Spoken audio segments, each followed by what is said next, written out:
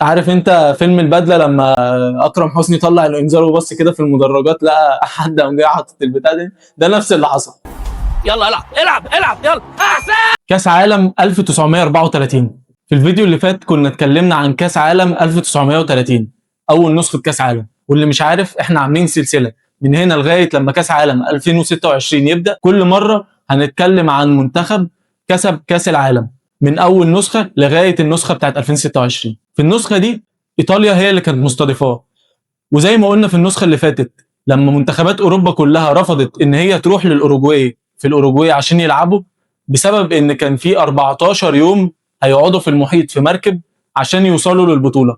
فالاوروجواي بعد ما كسبت البطوله اللي فاتت عملت نفس الكلام معاهم، قالت لهم انا مش هقدر اجي البطوله دي. والاول مره في كاس العالم يكون فيه تصفيات. كاس العالم ده كان فيه تصفيات، صفوا ما بين 32 منتخب، صعد منهم 16 لكاس العالم.